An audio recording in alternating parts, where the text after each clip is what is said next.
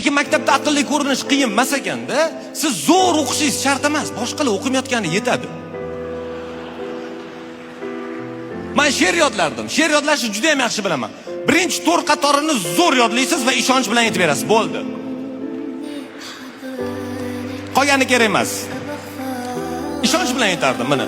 Bolalik kunlarimda, uyqusiz tunlarimda ko'p ertaga eshitardim. So'ylab berib bo'ldi, Mirshakar o'tirib eshit. Orqa qatordan kimdir turadi, aytchi, bolalik kunlarimda xo'sh. Вот bechara bola yodlagan oxirigacha, unga to'r. Mirshakar, молодец, oxirigacha bo'lmasa ham zo'r aytib berdi, ishonchim komil, so'rasam oxirigacha aytadi.